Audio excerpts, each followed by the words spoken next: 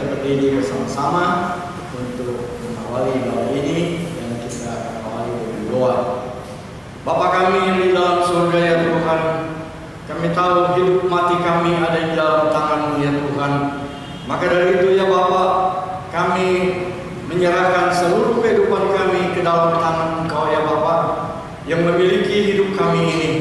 Terima kasih Bapa di dalam surga, kalau sampai pada detik ini kami bisa menikmati hidup. Ini adalah anugerah dan kemurahan yang Kau berikan kepada kami. Ya Bapa yang di dalam surga, biarlah waktu yang Kau berikan kepada kami akan memanfaatkan, menggunakan untuk kemuliaan dan kebesaran bagi nama Allah, nama Yesus Kristus sebagai Tuhan dan Juru Selamat kami. Bapa yang di dalam surga Tuhan, marilah Yesus hadir di tengah-tengah kami sesuai dengan sabda-Mu, di mana 2-3 orang berkumpul, Engkau hadir di tengah-tengah kami. Terima kasih ya Bapa di dalam surga, kami menyerahkan ibadah ini dari awal sampai pada akhirnya ke dalam tangan Yesus sebagai Tuhan dan Roh Kudus. Marilah Roh Kudus berkarya di tengah-tengah kami.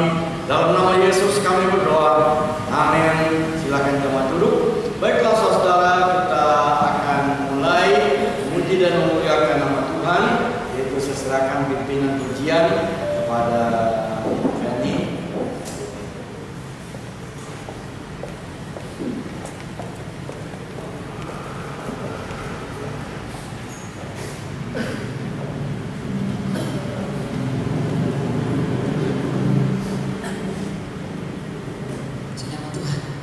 Shalom Bapak Saudara. Shalom. Sekalipun kita tidak bisa berjabat tangan, tapi kita bisa memberikan tangan kita, ya, tangan kita buat saudara seiman kita satu dengan yang lainnya. Firman Tuhan, lebih baik satu hari dalam pelataran rumah Tuhan daripada 1000 hari tempat lain. Adalah anugerah Tuhan. Kalau sampai saat ini kita boleh ada, itu karena kemurahan Tuhan. Bagi Allah yang mulia, kita tanyakan pujian ini pada Tuhan. Arahkan setiap hati dan hidup kita untuk boleh menyembah Tuhan.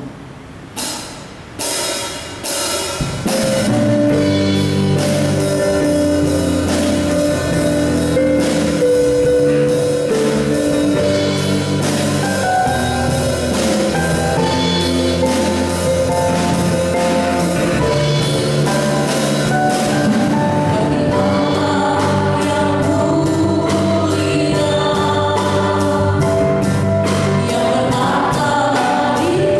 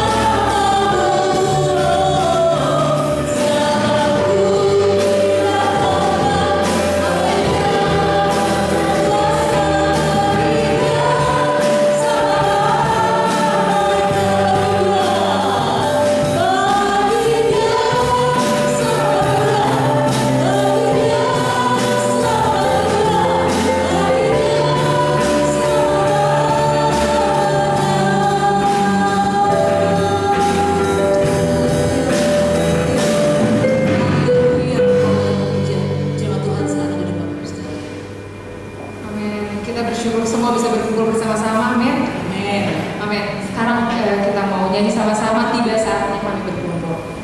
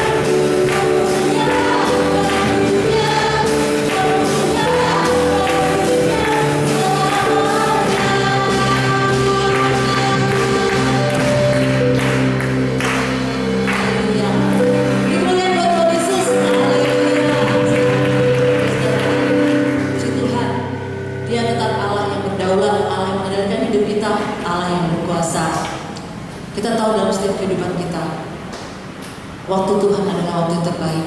Dalam setiap masalah yang kita hadapi, apapun yang terjadi buat bangsa, kota kita, keadaan kita tahu bahwa tetap Allah yang memegang kendali di atas semuanya. Waktu Tuhan bukan waktu kita, tapi kita percaya waktu Tuhan adalah yang terbaik. Mari kita akan pujian ini.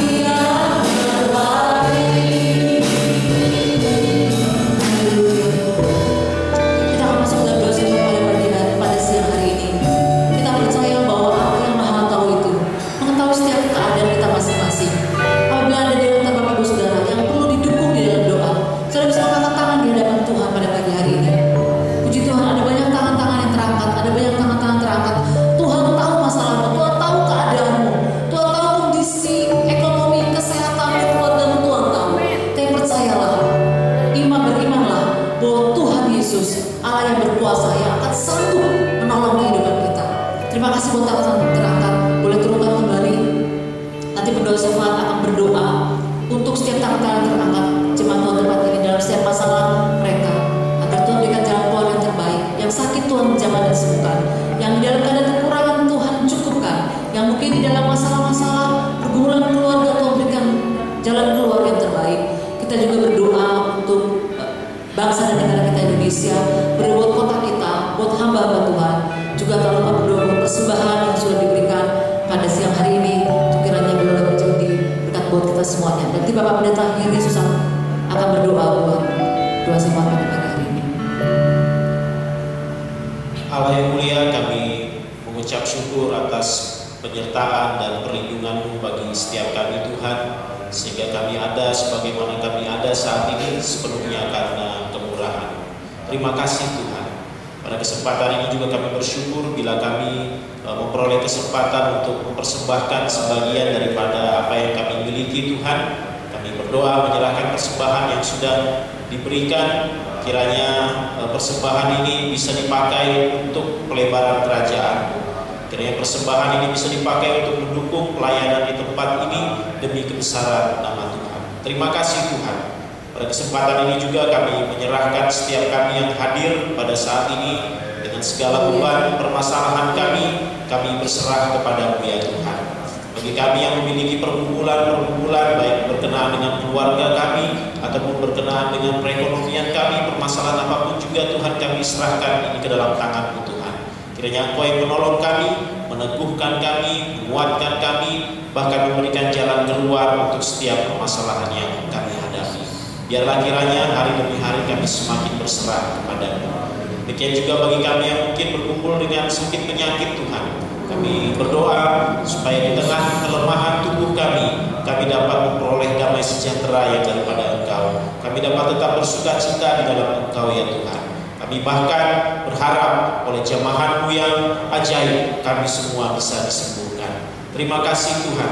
Kami juga berdoa menyerahkan pelayanan yang ada di tempat ini, kiranya Engkau memberkati supaya pelayanan-pelayanan yang ada benar-benar membangun kami semua, supaya kami semakin mengenal Engkau. Secara khusus kami serahkan Bapak Gembala ke dalam tangan Tuhan, kiranya Engkau menolong dalam pelayanannya Tuhan untuk memimpin jemaat di tempat ini, kiranya hikmat yang daripada Tuhan menolong dan menuntut beliau.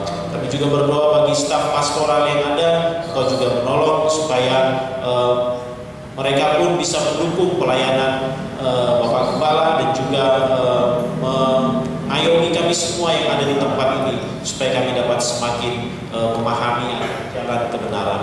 Semua kami yang mengambil bagian dalam pelayanan juga Tuhan tolong, supaya dengan ketulusan dan kerendahan hati kami melakukan pelayanan kami demi kemuliaan nama Tuhan.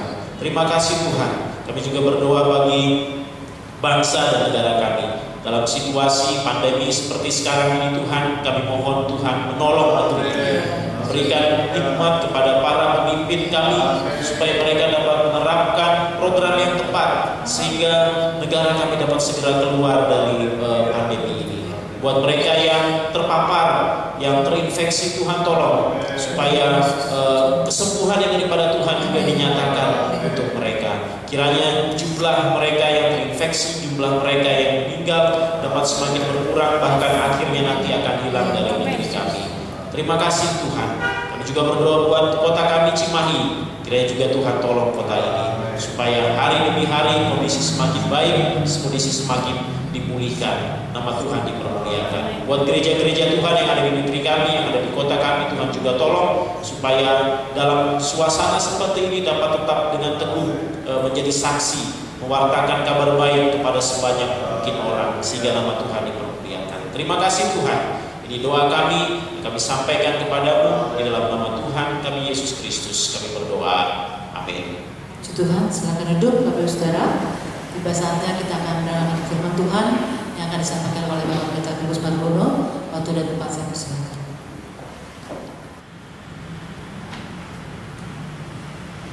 Ya, selamat siang. Saya sampaikan kepada Bapak Ibu Saudara semua, baik yang sedang duduk di atas di balkon maupun yang di ruang utama.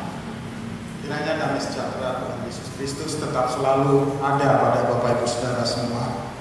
Selamat berbakti, selamat beribadah, dan selamat menikmati persekutuan dengan Tuhan. Meskipun mungkin di antara kita ada yang mengeluh karena new normal ini tidak sama dengan normal yang dulu, normal yang lama. Ibadah harus dibatasi jarak 1 meter, suami istri pun nggak bisa lagi duduk berdekatan, padahal di rumah ya tidur tempat tidur, tapi di sini harus dibatasi. Ya, kalau kita bicara tentang negatifnya, kita akan banyak mengeluh. Ya. Tapi kalau kita bicara tentang positifnya, kita mengucap syukur sama Tuhan, karena kita masih bisa ibadah dalam kesempatan yang sulit ini. Tuhan masih memberi kesempatan kepada kita. Siapa tahu bahwa peristiwa COVID-19 ini memang tanda-tanda bahwa kedatangan Tuhan Yesus sudah semakin dekat. Itu sebabnya kita semakin dekat kepada Tuhan. Ya, kalau kita bicara tentang positif, hal-hal yang positif dari ibadah harus pakai masker dengan jarak, ya mungkin itu lebih positif. Karena yang biasa bisik-bisik sekarang nggak bisa lagi bisik-bisik, harus jarak 1 meter kan. Kalau bisik-bisik kedengaran yang lain ya, mengganggu. Atau kalau ada yang ngantuk, begitu menguap nggak kelihatan lagi, nggak kelihatan ngantuknya karena ditutup oleh masker. Tapi bagaimanapun juga karena itulah aturannya. Jadi kita mengikuti aturan yang sudah disampaikan oleh pemerintah dan kita bisa melaksanakan dengan apa yang ada, dengan hati yang bersyukur kepada Tuhan. Baik, kita akan berdoa lebih dulu sebelum kita mendengar firman Tuhan. Bapa di surga, terima kasih. Kami naikkan pujian dan syukur kami kepadamu. Di tengah-tengah situasi yang sulit, kami masih bisa beribadah kepada Tuhan, menikmati damai sejahtera yang Tuhan berikan di tengah-tengah kami. Sekalipun ibadah kami dibatasi dengan kondisi dan situasi, tapi kasih dan berkat Tuhan tidak pernah terbatas. Justru di tengah-tengah keterbatasan ini, kasih-Mu semakin melimpah di tengah-tengah kami, Tuhan. Memberkati seluruh jemaat yang hadir dan yang mendengar kebenaran firman Tuhan pada siang hari ini. Roh Kudus menjamah, dalam nama Tuhan Yesus kami berdoa. Amin. Saudara-saudara, pada masa lalu kita sering mendengar pada waktu ramai sepak bola, seringkali orang menyebutkan yel-yel Persib Ain. Saya rasa ini tidak asing buat kita. Di telinga kita ini sudah biasa karena ini ada di zaman kita. Kita mengerti bahwa itu tujuannya adalah sebagai pihak, aku dengan Persatuan Sepak Bola Indonesia Bandung ini saling memiliki. Ya aku Persib ya aku, ya. Artinya kita orang yang menyebutkan itu pro, jagonya itu Persib, idolanya adalah Persib. Begitu juga dengan Rasul Paulus sebetulnya. Ya, kita akan baca apa yang diidolakan Rasul Paulus. Galatia 2 ayat 19 sampai 20. Begini bunyi firman Tuhan, sebab aku telah mati oleh hukum Taurat untuk hukum Taurat supaya aku hidup untuk Allah. Aku telah disalibkan dengan Kristus, namun aku hidup, tetapi bukan lagi aku sendiri yang hidup, melainkan Kristus yang hidup di dalam aku. Dan hidupku yang kuhidupi sekarang di dalam daging adalah hidup oleh iman dalam Anak Allah yang telah mengasihi aku dan menyerahkan dirinya untuk aku. Saudara-saudara, kita punya tema, gereja kita punya tema dalam sepanjang 5 tahun adalah hidup dalam nilai-nilai kerajaan Allah. Lalu tema tahunan tahun ini adalah memuliakan Allah, memuliakan Sang Raja. Kemudian dibagi menjadi 3 tema, subtema yang lebih kecil, dan 4 bulan ini adalah memuliakan Allah dengan tubuh. Satu pertanyaan, apakah kita masih bisa memuliakan Allah dengan tubuh kita pada masa new normal seperti ini, pada masa semua segala sesuatunya dibatasi dan sangat sulit, bahkan menyanyi pun susah karena harus pakai masker, tidak seperti biasa. Saudara-saudara, kita masih tetap bisa memuliakan Allah dengan tubuh kita. Karena apa? Karena justru di tengah-tengah masa yang sulit, kita semakin harus membutuhkan pimpinan Tuhan. Kita harus semakin butuh anugerah dan berkat Tuhan. Kita semakin butuh pertolongan Tuhan. Ketika masa kesesakan ada, ketika situasi menjadi sulit, disitulah kita justru semakin butuh pertolongan Tuhan. Itu sebabnya bukan hanya roh, jiwa, pikiran kita, tapi tubuh kita. Karena tubuh kita adalah bagian dari diri kita dan merupakan diri kita sendiri, hidup kita. Tubuh kita ini harus memuliakan Tuhan dengan cara kita semakin dekat dengan Tuhan, lalu menggunakan tubuh kita ini untuk kemuliaan namanya, untuk kerjaannya, untuk melakukan hal-hal yang baik. Saudara-saudara, dalam ayat ini seperti saya katakan tadi, kalau zaman sekarang kita lebih singkat sebuah yel-yel atau sebuah ungkapan sesuatu lebih baik, karena sekarang ada zaman iklan. Kalau iklan di TV itu kan per detik hitungannya ada harganya ya. Jadi semakin singkat tapi mudah dimengerti semakin bagus. Tapi zaman Paulus tidak demikian. Belum ada video, belum ada TV, belum ada iklan. Yang ada sastra pada waktu itu adalah sastra atau tulisan-tulisan sebagai sarana ekspresi dari seni yang pada waktu itu. Seni, salah satu seni adalah sastra. Sehingga sebuah keyakinan ditulis bukan pendeknya, tapi yang penting isinya, sehingga diuraikan dalam uraian kata-kata yang panjang pun tidak menjadi masalah, tapi isi di dalamnya menjadi sesuatu yang penting buat kita.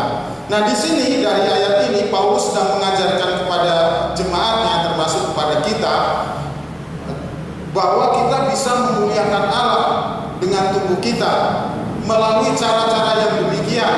Yang pertama adalah dikatakan hidup untuk Allah. Paulus mengatakan begini, sebab aku telah mati oleh hukum Taurat, untuk hukum Taurat supaya aku hidup untuk Allah. Aku telah disalibkan dengan Kristus, namun aku hidup, tetapi bukan lagi aku sendiri yang hidup, melainkan Kristus yang hidup di dalam aku. Saudara-saudara, ada kesamaan antara orang legalis dengan orang benar. Maaf, saya pakai kata tanda kutip orang benar. Orang benar dalam arti kata, orang benar adalah orang yang percaya di dalam Tuhan Yesus Kristus. Orang legalis adalah orang yang melakukan hukum-hukum Tuhan secara mutlak, ya, secara harafiah, secara keseluruhan dengan tujuan untuk mencapai surga. Tapi secara sepintas orang legalis dengan orang benar ini sama. Mereka sama-sama mengasihi Tuhan, sama-sama giat bekerja untuk Tuhan, sama-sama melakukan dan mentaati hukum Taurat, sama-sama melakukan kesalehan yang sama, sama-sama giat bekerja untuk Tuhan. Contohnya Rasul Paulus sendiri, dulu sebelum kenal Kristus, Paulus giat melakukan pekerjaan Tuhan, tapi sayangnya dengan cara menganiaya orang benar, dengan cara menganiaya orang-orang yang percaya kepada Tuhan Yesus, yang mengikuti jalan Tuhan. Saudara-saudara, tapi di samping kesamaannya, ada perbedaan yang mencolok dari kedua golongan ini. Golongan legalis dan golongan orang benar, kalau dilihat sepintas, sama-sama saleh, sama-sama rajin berdoa, sama-sama rajin ibadah. Mungkin kalau di gereja ya gereja, ya. Kalau di rumah ya kelihatan doanya, tutur katanya sama-sama baiknya, cuma beda dasar pemikiran dan tujuannya. Kalau orang legalis melakukan tuntutan hukum Taurat supaya mereka masuk surga, supaya mereka menerima hidup kekal. Dengan demikian orang legalis ingin mencapai surga dengan kekuatannya sendiri, ingin mencapai surga dengan amal baiknya. Beda dengan orang benar. Orang benar melakukan hukum Taurat, melakukan firman Tuhan dengan taat, bukan karena tujuan untuk diselamatkan, tapi karena itu adalah merupakan kehendak Allah untuk menjadi aturan atau menjadi tata cara atau perilaku umat Allah hidup sebagai umat Allah. Lalu bagaimana keselamatan itu? Keselamatan itu tidak berasal dari kekuatan amal ibadah kita, tapi dari pemberian Allah. Allah yang sanggup membuat kita selamat masuk surga. Tuhan yang membuat kita memiliki keselamatan, dan keselamatan itu diberikan kepada kita sebagai orang yang percaya kepada Tuhan Yesus. Lalu kita melakukan kebenaran hukum Taurat karena kita memang sudah diselamatkan dan kita memang hidup menurut kehendak Allah seperti apa yang diinginkan oleh Allah. Jadi Bapak Ibu Saudara, hidup bagi Allah yang dimaksud oleh Paulus dikatakan, aku telah mati bagi hukum Taurat. Artinya Paulus tidak lagi menempuh jalan hidup Taurat, karena bagi Paulus orang yang melakukan hukum Taurat untuk mencapai kehidupan malah justru mengalami kematian. Sebab orang yang melakukan itu harus melakukannya dengan sempurna. Kalau kita pernah menipu sekali saja, maka sia-sialah semua yang dilakukan, karena kita sudah tidak melakukan kesempurnaan sesuai dengan tuntutan hukum Allah yang mengatakan jangan kamu berdusta. Dalam hidup ini kalau pernah sekali saja menipu, kita udah nggak lulus. Jadi Paulus berkata, aku telah mati bagi Taurat, namun aku hidup. Hidup untuk Allah, hidup bagi Allah. Tapi bukan aku lagi. Aku telah mati disalibkan bersama Kristus. Dia mengidentifikasikan dirinya udah mati disalib bersama Yesus. Namun hidup, tapi hidup yang sekarang ini yang aku hidupi bukan diriku lagi, melainkan Kristus yang hidup di dalam aku. Itulah cara hidup untuk Allah. Cara hidup untuk Allah bukan menganiaya orang lain yang punya kepercayaan berbeda, bukan mengobrak-abrik dari dagangan orang lain demi membela Allah. Bukan itu. Tuhan tidak menghendaki yang demikian. Menurut kepercayaan Paulus ini, kepercayaan kita juga, hidup bagi Allah adalah membiarkan Yesus hidup di dalam aku. Seperti Paulus katakan, aku sudah mati disalibkan bersama Kristus, namun aku hidup. Tetapi hidupku yang sekarang bukan aku lagi, melainkan Kristus yang hidup di dalam aku. Jadi Bapak Ibu Saudara, bagaimana tubuh kita bisa hidup bagi Allah? Bagaimana kita bisa memuliakan Allah dengan tubuh kita? Jadikanlah tubuh kita ini rumah dari Yesus Kristus. Namun aku hidup, tapi bukan aku lagi yang hidup, melainkan Kristus yang hidup di dalam aku. Jadi Bapak Ibu Saudara yang dikasihi Tuhan, kita bisa memuliakan Allah dengan tubuh kita, dengan cara tubuh kita ini, pikiran kita, hati kita, membiarkan Yesus yang memerintah di dalam hidup kita. Biarkan Yesus hidup di dalam kita. Yang kedua, Paulus menguraikan bagaimana kita bisa hidup bagi Allah. Kita bisa memuliakan Allah dengan tubuh kita. Yang kedua ialah hidup dalam iman. Saudara-saudara, dalam segala hal kita membutuhkan iman. Dalam segala hal kita membutuhkan kepercayaan. Dalam segala hal kita butuh keyakinan. Karena tanpa iman kita sulit untuk mengatasi kesulitan hidup ini. Di new normal ini lebih banyak lagi iman yang kita perlukan. Bahkan untuk ibadah pun kan kita dibatasi. Kita harus melakukan protokol kesehatan, pakai sarung tangan, khotbah harus 3 meter jaraknya dari pendengar, WL juga harus 3 meter. Karena kalau saudara yang nyanyi di jemaat boleh nyanyi pakai masker. Ini untuk kesehatan kita bersama, ini untuk keselamatan kita bersama. Untuk itu butuh iman, butuh kepercayaan, butuh keyakinan bahwa apa yang saya lakukan ini untuk keselamatan kita. Bahkan kita pun ibadah pun dikontrol oleh pemerintah. Ya, Senin yang lalu kan polisi datang ke sini, maksudnya dari Kapolsek, Wakapolseknya yang hadir. Lalu ada juga dari rencananya waktu Wakapolda hadir ke sini untuk mencek. Lalu pada pelaksanaannya Pak Camat juga hadir Pak Lurah juga hadir. Dan saya sempat berbincang-bincang dengan Pak Lurah mengenai situasi di Cimahi. Daerah mana aja yang kena, ada yang kena 300 orang pada kemarin ya, sekarang sudah 1262 kemarin berita terakhir. Lalu hari ini mungkin nggak tahu berapa lagi, ada yang kena 100 di salah satu tempat pendidikan di sini di Cimahi.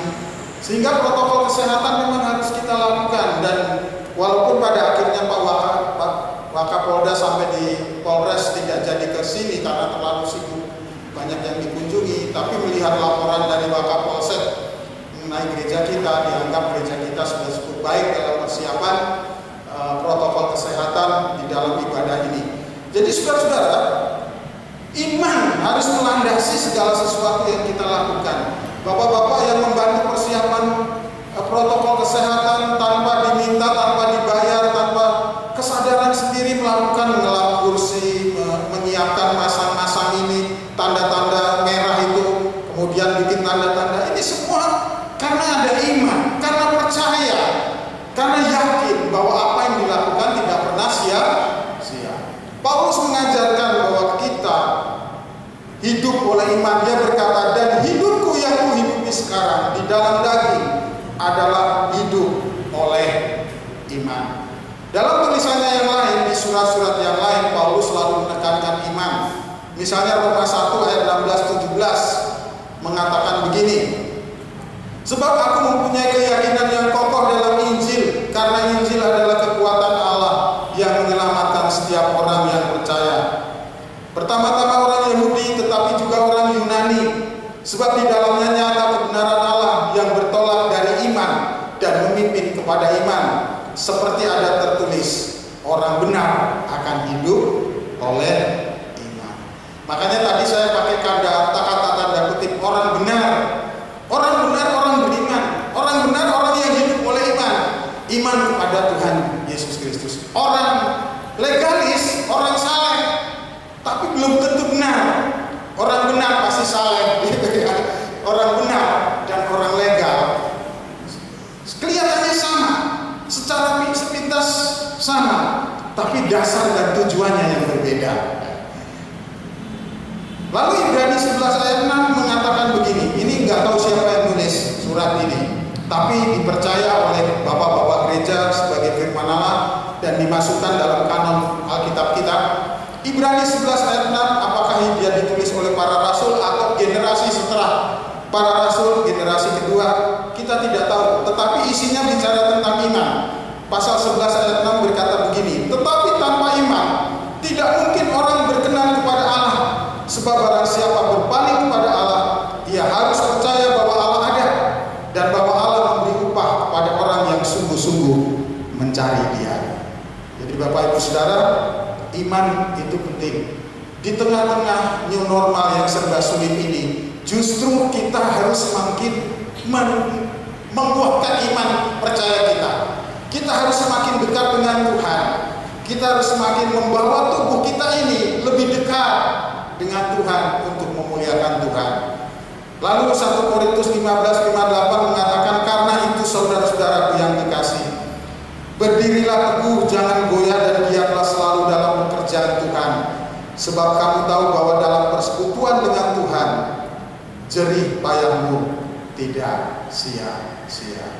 Jadi saudara, kalau kita rajin ibadah, kita ibadah di sini walaupun dengan protokol kesehatan karena memang aturannya seperti itu saat ini, ya, entah kapan ini akan berlalu, kita akan ibadah lagi seperti yang normal, benar-benar normal dulu, karena kapasitas gereja kita ini kan kalau normal itu kalau Natal bisa sampai 500 orang dengan tambahan kursi kiri dan kanan, ya. Tapi sekarang kondisi begini belum bisa, apalagi tambah kursi. Orang yang kebaktian aja juga dibatasin sekitar 100 orang, ya. Kursinya juga duduknya harus jarak 1 meter. Tapi dengan apa yang ada ini, kita bersyukur karena kita masih bisa ibadah kepada Tuhan. Dan ingat Bapak Ibu Saudara, apa yang kita lakukan dengan percaya kepada Tuhan tidak pernah sia-sia. Lalu kita lanjutkan yang ketiga, hidup dalam anugerah. Tadi kita membaca Rasul Paulus mengatakan, namun aku hidup, tetapi bukan lagi aku sendiri yang hidup, melainkan Kristus yang hidup di dalam aku. Dan hidupku yang kuhidupi sekarang di dalam daging. Kata di dalam daging ini di dalam tubuh. Kata lain dari daging itu, kalau bahasa aslinya kan saks. Firman itu telah menjadi manusia, telah menjadi daging, menjadi tubuh jasmani. Artinya tubuh jasmani kita ini kita diami dengan diri kita yang penuh iman. Dan iman itu ada objeknya. Objek iman adalah Tuhan Yesus Kristus. Jadi kita bisa memuliakan Tuhan dengan tubuh kita, dengan daging kita, dengan cara mengobjekkan iman kita kepada Tuhan Yesus Kristus, dengan cara hidup di dalam anugerah. Anak Allah yang telah mengasihi aku dan menyerahkan dirinya untuk aku. Ini adalah anugerah.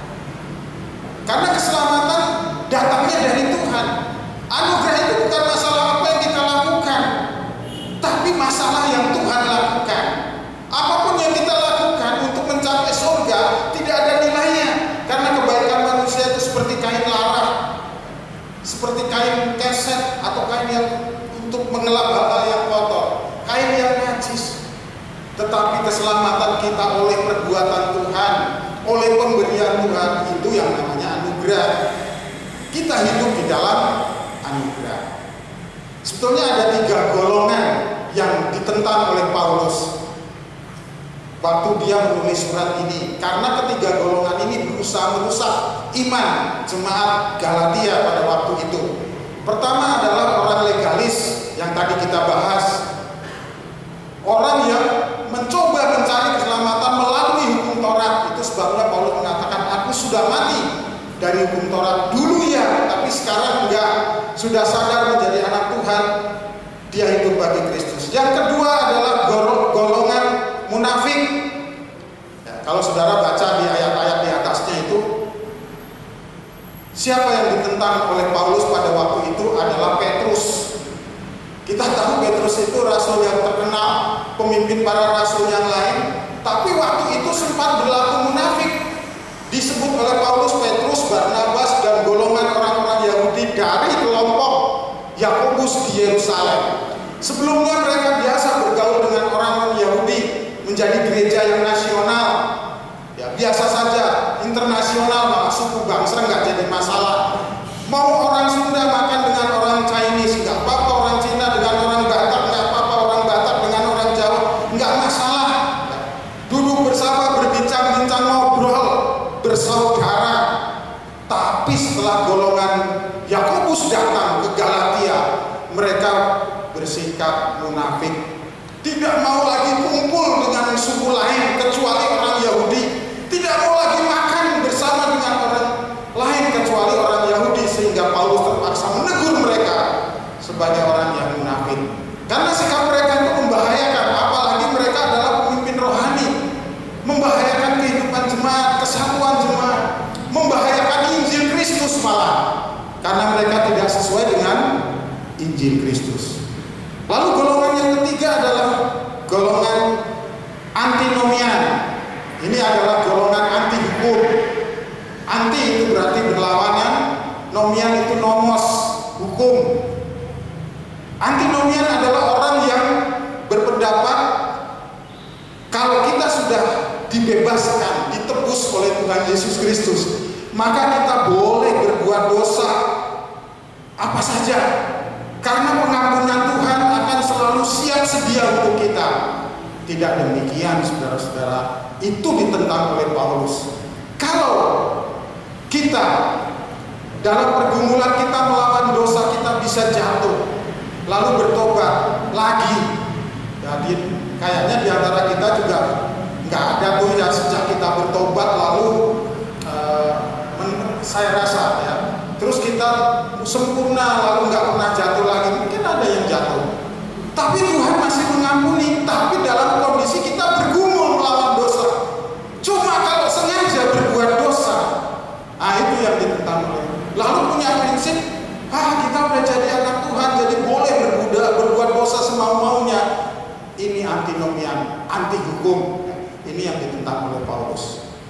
Sehingga Paulus mengatakan, namun aku hidup, dan hidup yang kuhidupi sekarang di dalam daging adalah hidup oleh iman di dalam Anak Allah yang telah mengasihi aku dan menyerahkan dirinya untuk aku. Hidup di dalam anugerah. Anugerah Tuhan itu Tuhan pemurah. Tuhan sangat murah hati, tetapi bukan murahan, sehingga Tuhan dipermainkan oleh orang yang senang berbuat dosa. Jadi Bapak Ibu Saudara, kalau kita belajar dari Rasul Paulus ini, maka kita bisa memuliakan Tuhan dengan tubuh kita dengan 3 cara yang diajarkan Paulus. Pertama, hidup bagi Allah dengan cara membiarkan Yesus hidup di dalam kita. Yang kedua, hidup di dalam iman. Iman kepada Anak Allah yang telah mengorbankan dirinya bagi kita. Dan yang ketiga, hidup di dalam anugerah Tuhan. Menjauhi segala perbuatan jahat, menjauhi dosa, hidup bagi Allah. Lakukanlah yang terbaik bagi Tuhan, niscaya Tuhan memberkati kita semua. Amin. Mari kita berdoa. Bapa di surga, terima kasih. Kami percaya firman Tuhan yang disampaikan, apa yang sudah kami dengar akan dimeteraikan oleh Roh Kudus. Kalau kami berniat sungguh-sungguh mencari Tuhan, kalau kami berniat sungguh-sungguh hidup dalam memuliakan Tuhan, maka tubuh kami, jiwa kami, roh kami serahkan sepenuhnya untuk memuliakan nama Tuhan. Dan kami percaya apapun yang kami lakukan pada saat ini, sekalipun di masa yang sulit, tapi penyertaan Tuhan akan semakin nyata buat kami. Kalau Tuhan dulu membedakan orang Israel dengan orang Mesir, Tuhan juga bisa membedakan kami yang percaya dengan orang lain yang tidak percaya. Dan kami yakin doa kami, kepercayaan kami tidak pernah sia-sia. Dan semua orang yang hadir pada saat ini, Roh Kudus memenuhi, dan Tuhan Yesus memberkati, menambahkan hikmat dan juga melindungi kesehatannya dari segala macam penyakit dan virus serta wabah. Terima kasih Tuhan, memberkati ekonomi jemaat dan semuanya. Dalam nama Tuhan Yesus kami berdoa. Amin.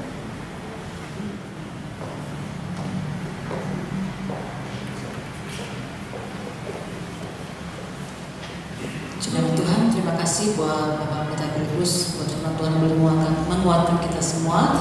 Dan ibadah sudah selesai, ya, karena memang diberitahukan hanya untuk 1 jam saja kita bisa beribadah, ya. Untuk minggu depan kembali Bapak Ibu Saudara diundang hadir, ya, untuk ibadah di tempat ini. Ada 2 kali ibadah. Ibadah pertama itu jam 7 sampai dengan jam 8, dan ibadah yang kedua itu jam 10 sampai dengan jam 11, ya. Nah, adapun pada waktu saudara datang, seperti biasa harus mengikuti protokol kesehatan. Saudara menggunakan masker datang ke tempat ini, dan kemudian setelah datang saudara bisa mencuci tangan dengan sarana yang sudah disediakan oleh gereja kita di depan, ya, mencuci tangan dengan sabun. Dan biasanya begitu masuk ada pemeriksaan suhu tubuh, ya. Setelah diperiksa, jangan lupa Bapak Saudara isi daftar hadir, ya, karena daftar hadir ini akan dilaporkan juga ke pemerintah, ya.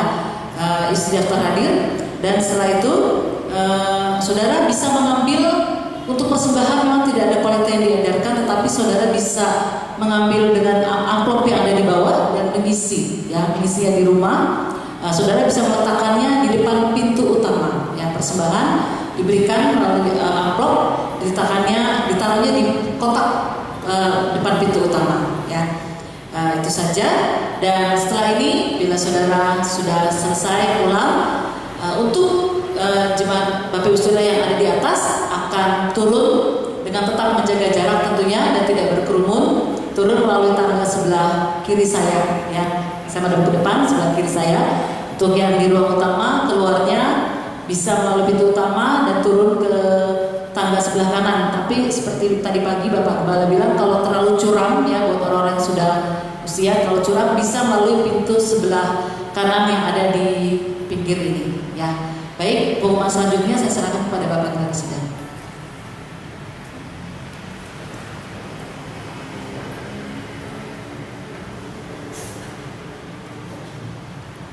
Puji nama Tuhan, saudara-saudara.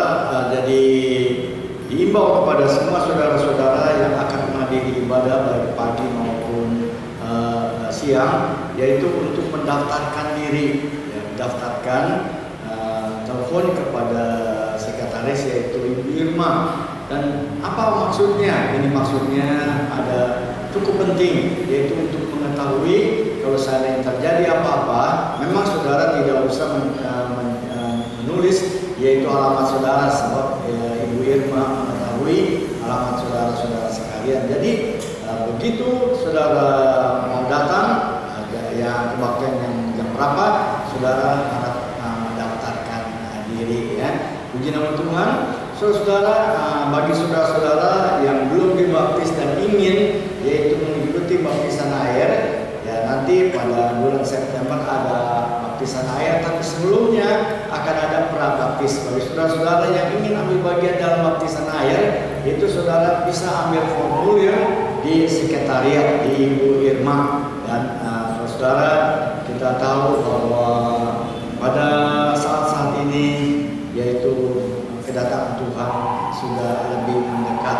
Maka dari itu, saudara, ya biarlah kita rajin untuk bersaksi, memberitakan firman Allah yang menjelang kedatangannya yang begitu singkat, dan kita harus menyampaikan, memberitakan firman Allah untuk kita sadar diri, ya dia yaitu untuk beribadah kepada Tuhan, dan perlu yaitu kita beritakan firman Allah ya semaksimal mungkin karena yaitu kedatangannya sudah singkat. Baiklah saudara-saudara, saya ucapkan selamat datang buat saudara-saudara yang baru pertama kali hadir. Adakah di antara saudara-saudara yang baru pertama kali hadir di atas? Ada, semua saudara-saudara yang lama. Kalau demikian baiklah kita berdiri bersama-sama. Kita akan akhiri ibadah kita pada saat ini. Kita percaya Tuhan sudah memberkati kepada kita melalui liturgi-liturgi di dalam gereja kita pada pagi ini.